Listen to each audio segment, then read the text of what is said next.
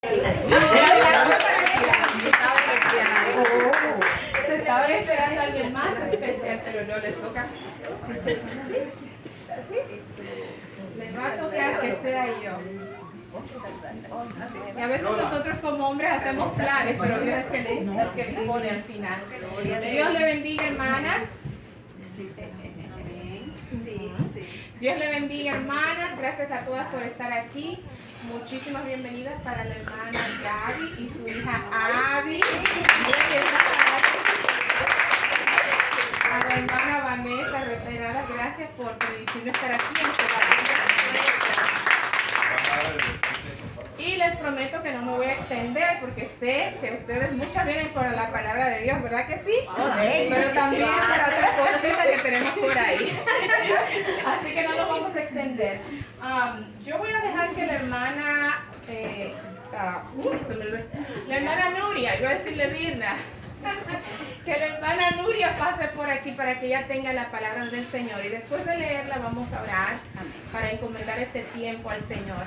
Ella va a leer en 2 de Samuel, el capítulo 21, versículos del 1 al 13. Estamos de pie, ¿verdad? Para reverenciar a nuestro Dios, ¿verdad?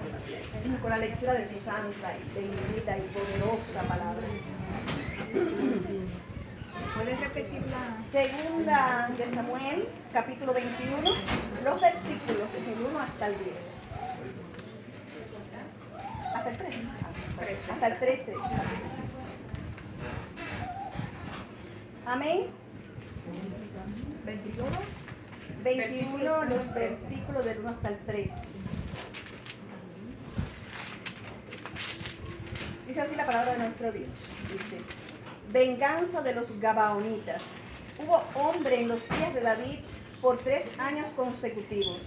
Y David consultó a Jehová, y Jehová le dijo: es por causa de Saúl y por aquella casa de sangre, por cuanto mató a los Gabaonitas. Entonces el rey llamó a los Gabaonitas y les habló. Los Gabaonitas no eran de los hijos de Israel, sino del resto de los amorreos, a los cuales los hijos de Israel habían hecho juramento. Pero Saúl había procurado matarlos en su celo por los hijos de Israel y de Judá. Dijo pues David a los Gabaonitas: ¿qué haré por vosotros o qué satisfacción os daré para que bendigáis la heredad de Jehová? Y los Gabaonitas le respondieron: no tenemos nosotros querella sobre plata ni sobre oro con Saúl y con su casa, ni queremos que muera hombre de Israel. Y él les dijo: lo que vosotros dijereis haré. Ellos respondieron al rey: de aquel hombre que nos destruyó y que maquinó contra nosotros para exterminarnos, sin dejar nada de nosotros en todo el territorio de Israel, dénsenos 7 varones de sus hijos, para que los ahorquemos delante de Jehová en Gabaa de Saúl, el escogido de Jehová. Y el rey dijo: yo los daré. Y perdonó el rey a Mefiboset, hijo de Jonatán, hijo de Saúl, por el juramento de Jehová que hubo entre ellos, entre David y Jonatán, hijo de Saúl. Pero tomó el rey a 2 hijos de Rispa, hija de Aja, los cuales ella había tenido de Saúl, Armoni y Mefiboset, y a 5 hijos de Mical, hija de Saúl, los cuales ella había tenido de Adriel, hijo de Barzilai, Meolatita, y los entregó en manos de los Gabaonitas, y ellos los ahorcaron en el monte delante de Jehová. Y así murieron juntos aquellos 7, los cuales fueron muertos en los primeros días de la siega, al comenzar la siega de la cebada. Entonces Rispa, hija de Aja, tomó una tela de cilicio y la tendió para sí sobre el peñasco, desde el principio de la siega hasta que llovió sobre ellos agua del cielo, y no dejó que ninguna ave del cielo se posase sobre ellos de día, ni fieras del campo de noche. Y fue dicho a David lo que hacía Rispa, hija de Aja, concubina de Saúl. Entonces David fue y tomó los huesos de Saúl y los huesos de Jonatán, su hijo, de los hombres de Jabes de Galaad, que los habían hurtado de la plaza de Bexán, donde los habían colgado los filisteos, cuando los filisteos mataron a Saúl en Gilboa. E hizo llevar de allí los huesos de Saúl y los huesos de Jonatán su hijo, y recogieron también los huesos de los ahorcados. Ay, qué Dios. Vamos a dar gracias al Señor por su palabra. Hermana Virna, si puede orar al Señor por este momento de estudio. Señor Dios y Padre nuestro que estás en los cielos, te damos gracias, Padre, por esta lectura que se ha hecho. Gracias, Padre eterno, porque sabemos que en cada escritura tuya hay sabiduría, Padre, hay guianza, hay un mensaje poderoso, Señor, que quieres enseñarnos en este día. Te pido, Dios, que en esta hora tú bendiga a tu hija Evelyn, Padre, que le dé el discernimiento, Padre, para que ella pueda explicar con destreza esta palabra, Padre, y sea de bendición para nosotros, en el nombre poderoso de Jesús. Amén y amén. Pueden sentarse, son amables. Me voy a sentar aquí, porque a mí me gusta observar la cara, que nadie se me escape. Que nadie se me duerma. Sí, para que nadie se me duerma. Cero distracción. Ok, entonces como ustedes saben, el tema de hoy que vamos a hablar de Rispa, una persona, una mujer que fue una concubina del rey Saúl. Y para que ustedes tengan más o menos una idea, para ser una concubina eran muy pocas las cualificaciones que usted necesitaba. El rol de una concubina esencialmente era darle a un rey más hijos, para que tuviera más herencia, tuviera más linaje. No era una persona a la que se le miraba como una persona de importancia necesariamente, aunque estaba en el palacio del rey. La importancia de ella era simplemente dar más hijos, fructificar la tierra básicamente. Y la otra cosa era que en caso de que ese rey perdiera la batalla, su oponente que ganara la batalla podía llevarse como rehén a esas concubinas, como esclavas. Le explico esto porque quiero que entiendan que Rispa no tenía una posición de valor en esa sociedad. Y cuando ella hizo ese atrevimiento, básicamente no oponiéndose a lo que hizo el rey David o a lo que le pasó a sus hijos, sino fue como una declaración de que yo estoy aquí. No fue porque ella tenía un derecho necesariamente, ni era alguien de importancia, al contrario, una persona que era ignorada, y ya Saúl había muerto, o sea que tampoco era que ella tenía la avalación de un rey que dijera, esa es mi concubina, la voy a cubrir, la voy a proteger. Ella tenía cero protección, no había sido legalmente casada con Saúl tampoco, o sea que no creo que tendría ninguna herencia ni nada de qué agarrarse. Lo único que le quedaba eran 2 hijos, y a esos 2 hijos se lo mata. ¿Y de qué manera? Yo fui a la Universidad de Google y busqué una información. Y busqué la información de por qué era tan importante enterrar a un muerto, ¿verdad? Y nosotros hoy mismo, celebramos, hacemos una ceremonia cuando se nos muere, fallece una persona querida. Tratamos de buscar el ataúd que mejor podamos pagar. A veces hasta nos endeudamos, pedimos prestado, pedimos ayuda a la iglesia, a quien sea, porque es algo dignificante de enterrar a un muerto de manera bien, ¿sí o no? Vestirlo bien. Gente que a veces nunca se ha puesto un traje, ese día se le pone un traje, ¿sí o no? Entonces imagínense en ese tiempo que tu muerto no solamente haya sido muerto de manera, digamos, no fue una muerte natural, sino asesinado por asuntos de guerra, por asuntos de riñas entre un país y otro, pongámoslo así al día de hoy, ¿verdad? Y aparte de eso, tiene que ser colgado para que todo el mundo vea. Eso era un símbolo de afrenta. Y voy a leer lo que dice lo que decía. Dice Google que era una afrenta y era una vergüenza. Era como si fuera, como más o menos como si fuera que la familia quedara deshonrada, no solamente el muerto, sino era una deshonra a la familia entera. A quien le pusieran un muerto que no lo puede enterrar, era una deshonra total para toda la familia.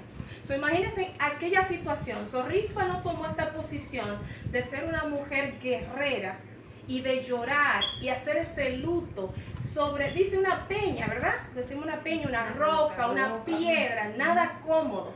No fue que ella dijo que me voy a ir a un Airbnb, ¿verdad? Y me voy a sentar, me voy a hacer mi cafecito y desde ahí le voy a tirar los ojos. No, estamos hablando que estaba en un desierto. Imagínense peleando con las aves Raspiña que venía a comerse porque ¿qué sucede cuando una persona se muere o cuando hay algo muerto? Puede ser un animal. El mal olor. ¿Y eso atrae qué? Animales feroces, aves carroñeros, exactamente, y vienen a destruir esa carne que ya está en descomposición. Ella tenía que, de día, dice la Biblia, de día y de noche tenía que estar ahí velando. Porque para ella dice, Dios mío, son los únicos hijos que tú me diste. O sea, me imagino yo, ¿verdad? Porque una cosa muy chistosa, que no dice nada de lo que ella nunca dijo nada. No hay un versículo que diga, y Rispa dijo, no se sabe lo que ella dijo, no se sabe lo que ella está pensando. Así que yo simplemente me meto en esa situación, que también yo nada más tengo 2 hijas, ¿verdad? Me imagino yo que una situación así, en el mismo día que ella pierde, no solamente un hijo, pierde los 2. Y los pierde de una manera trágica. Y aparte de eso, ni siquiera le dan la manera de dignamente enterrarlos. El dolor que ella ha tenido Rispa, tener que mirar esos cuerpos destrozándose con el calor del día, porque estamos hablando de un lugar desierto, no estamos hablando de un lugar que tal vez hubiera como, digamos, más en el invierno, aquí en los Estados Unidos en muchas áreas, que viene la nieve, que está un poquito más frío.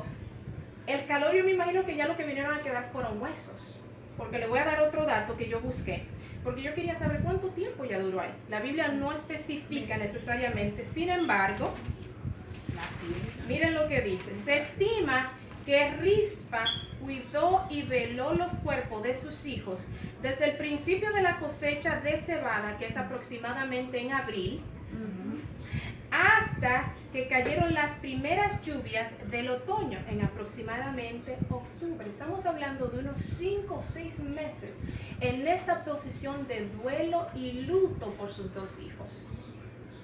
Ella estaba desgarrada y en un silencio. Y la gente que pasaba por ahí decía, ¿y esta mujer? Y la miraban. O sea, ella era no la mofa, pero más o menos el escarnio, tal vez, de mucha gente que decía, esta mujer, ok, ya murieron, ya. En inglés dicen, get over it, ya, move on. Ya se acabó, que tú tanto te estás agarrando de algo que ya pasó. Pero qué importante ver que ella nunca desistió de su posición. Y les voy a hacer un testimonio de algo que a mí me pasó. Porque a veces nosotros venimos al Señor con un pedido, una queja, y desistimos rapidito de que no vemos la solución. Yo le estaba pidiendo al Señor por una petición muy específica. Y el Espíritu Santo me dijo, ponte un ayuno por tantos días. Hice el ayuno. Cuando yo no vi que recibí la respuesta, yo dije, no. Voy a añadir que fue un ayuno de 47 días, ¿ok? Cuando yo vi que no recibí esa respuesta, se pueden imaginar que yo me enojé. Yo dije, no, pero ven acá, si yo casi me desaparezco ayunando. ¿Cómo es posible? Yo me sentía que Dios me debía una respuesta. Y desistí. Sin embargo, miren lo que hizo Rispa. Sin esperar respuesta. Es lo que a mí me llama más la atención, porque ella no esperaba una respuesta. Pero ¿qué pasa? Que David era un hombre con el corazón semejante a Dios. Me encanta cuando lo describen así, porque se entiende que muchos lo describen a otras personas, otros justos, como temerosos de Dios. Pero un corazón semejante a Dios, conforme al corazón de Dios, un corazón tan puro como el que tiene Dios, lo tenía David. Y al principio de esto, voy a recapitular un poquito para empezar desde el principio, que no leímos todo eso. Ella, en la primera parte que ella se menciona, es en el capítulo 2 de Segunda de Samuel. Eso no lo leímos.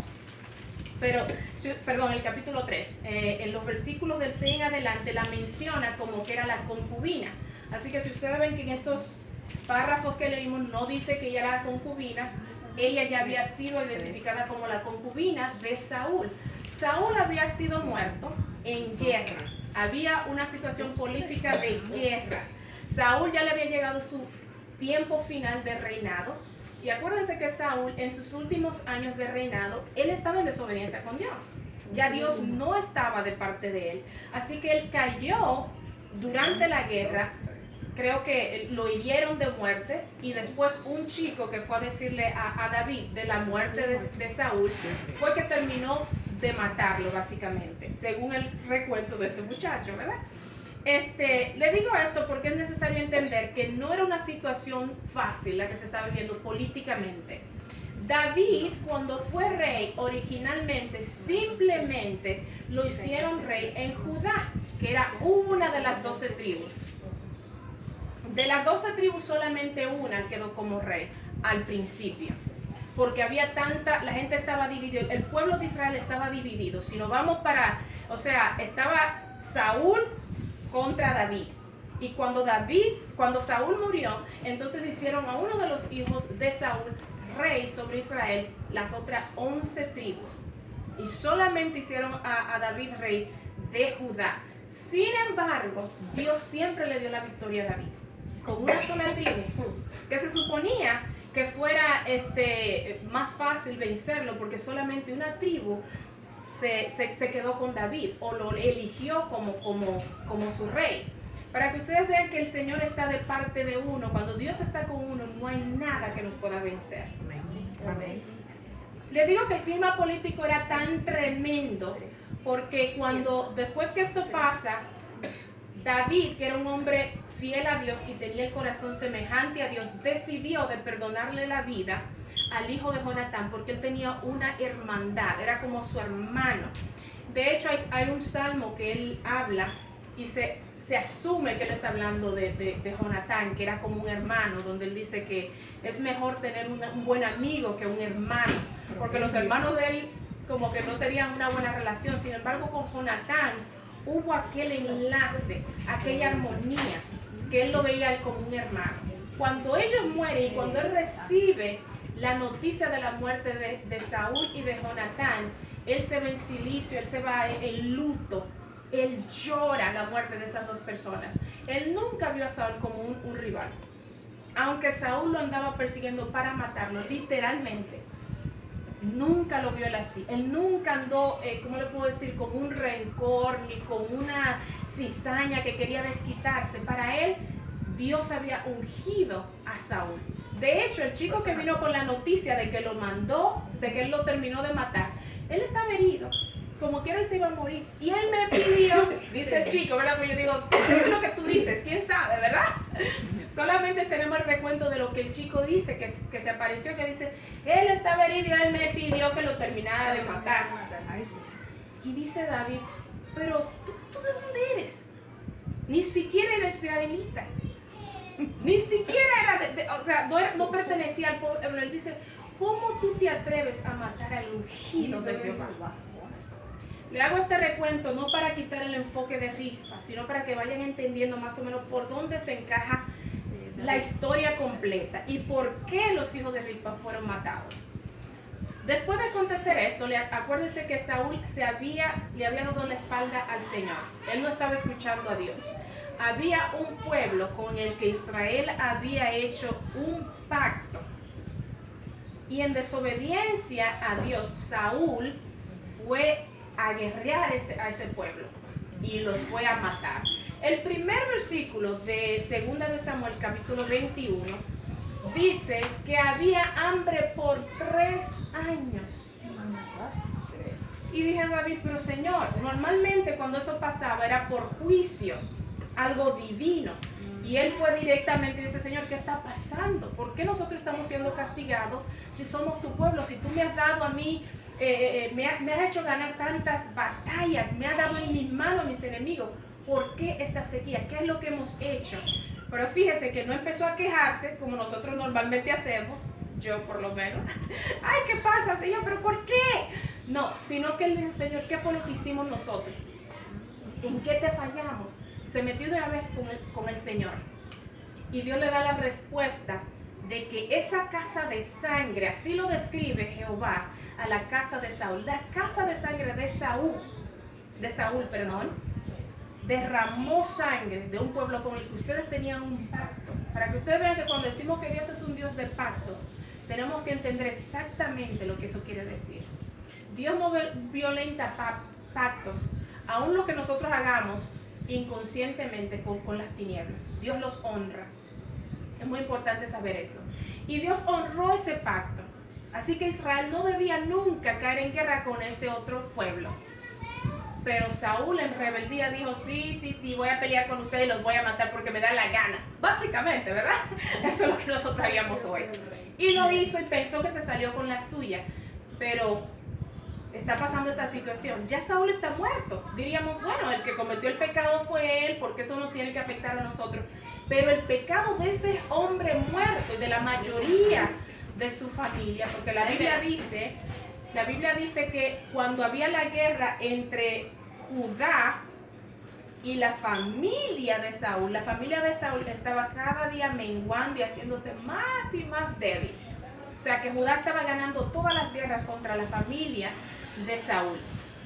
Sin embargo, vemos que ya Saúl no está no está en el panorama, no es una amenaza y todavía Dios manda ese juicio porque ese pacto fue quebrantado. Cuando Dios le dice que es, de una vez David llama al rey de ese otro pueblo y le pregunta, óyeme, ¿cómo podemos arreglar las cosas con ustedes? Y lo primero que ese rey le dijo, bueno, yo no tengo, no sé si en algún país eso sea una mala palabra y me disculpan, yo no tengo bronca con ustedes, lo que le quiso decir. Aquí no hay problema, sin embargo, él mató a unos de nosotros y nosotros estamos pidiendo 7 cabezas de los hijos de él. Todavía él tenía descendencia. A raíz de esto es que matan a los hijos de Rispa. No fue un asunto de que David dijo, ay, me caen gordos los hijos de Saúl, mátenlos todos. No, de hecho, David no quería hacerlo, pero él entendía que era algo que tenía que hacerlo para pagar la deuda de la ofensa de Saúl. Pero ¿qué él hizo? Que él protegió a Mefiboseth, creo que se llama, bueno, en inglés. Déjame ver cómo lo escribe. Mefiboseth. Tan puesta. Mefiboseth. Yes. Y le voy a dar otro dato. Hay 2 Mefiboseth. Okay. Entonces, Saúl tuvo un Mefiboseth. Mefiboseth, perdón. Ajá. Y también Jonatán tuvo a un Mefiboseth. Mefiboseth. Ay, Señor, ten piedad. Es que en inglés me lo aprendí. Pero en fin. La relación entre ellos dos básicamente eran sobrino y tío. Habían los 2 Mefiboseth y eran sobrinos. Eran sobrino y tío. ¿Por qué? Porque, bueno, uno lo tuvo Saúl y otro lo tuvo el hijo de Saúl, básicamente. Entonces, cuando David encontró la familia de Saúl, él quiso salvarle la vida al hijo de Jonatán. Yo no sé, porque no me acuerdo ahorita de buscar un dato bíblico y no quiero hablar sin estar segura, pero yo creo que era uno de los únicos hijos que tenía Jonatán. El único. Y él quería preservar el linaje de Jonatán. Cuando le dieron la propuesta de que había que buscar 7 descendientes, él salvó la vida de este. Dice, no, que este es el único hijo que tenía Jonatán, no es justo. Y era mi hermano, o sea, yo no puedo entregar a ese. Pero él dijo, vamos a tener que buscar otras 7 cabezas. Estaban los hijos de Milca. Milca había sido, era hija de Saúl. O sea, que 5 de ellos fueron los nietos de Saúl y 2 eran hijos directamente de Saúl. 5 nietos y 2 hijos de Saúl. Fueron los que fueron ofrecidos para ser ahorcados. Y en este panorama no vemos que Milca ni siquiera se aparece. Mical. Sí, se parece. Mical nunca se apareció al escenario.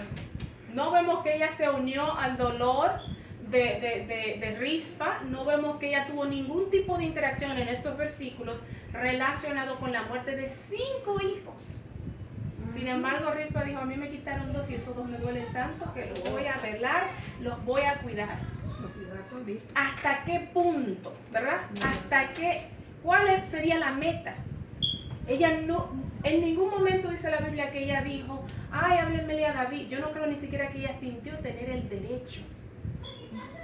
Pero como pasaba gente y veía el murmullo, usted sabe que a la gente le gusta hablar, no, porque hay una señora ahí a los hijos.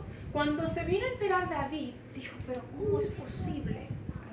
¿Por qué? Porque él tenía un corazón semejante al corazón de Dios, conforme al corazón de Dios.